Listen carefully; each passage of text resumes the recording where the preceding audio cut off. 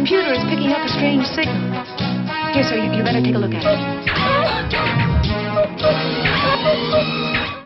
Hello, and welcome to episode 166 of Life Through a Prism with your host, Rob Tierney. In this episode, we're going to look at pop culture with an article regarding the return from the cancel culture of Pepe Le Pew.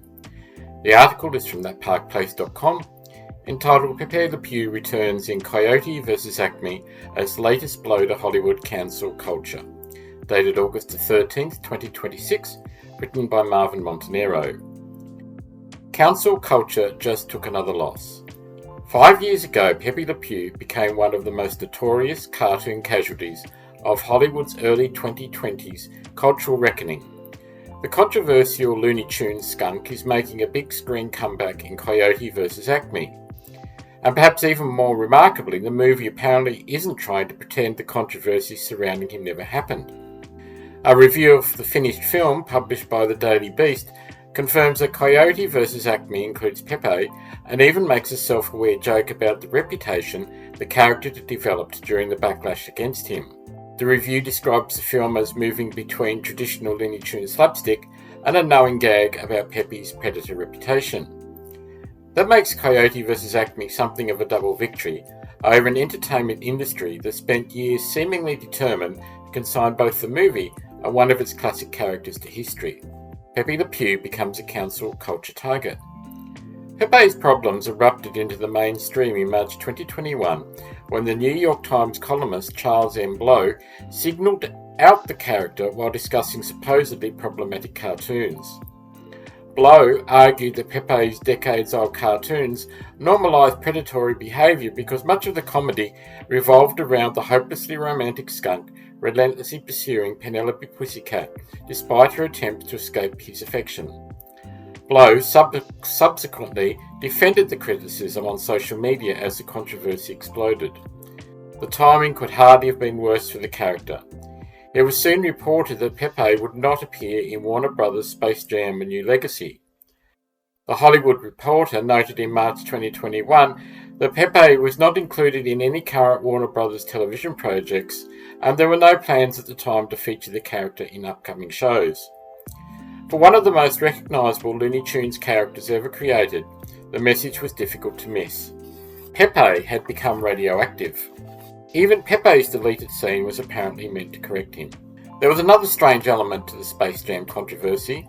Pepe's deleted sequence reportedly was not designed to celebrate his old behaviour at all. Instead, the movie appeared prepared to make him the butt of the joke. The Los Angeles Times reported that the sequence featured actress Grisa Santo encountering Pepe while he worked as a bartender. After Pepe became overly affectionate, Santo's character firmly rejected him and physically put him in his place. The sequence reportedly continued with LeBron James explaining to Pepe that he couldn't behave that way without another person's consent. In other words, Warner Brothers had an opportunity to update the gag, acknowledging how attitudes had changed and allow Pepe to remain part of the Looney Tunes universe. Instead, the scene disappeared, then the character largely disappeared with it. That's exactly what made the episode such a perfect example of the excesses of cancel culture.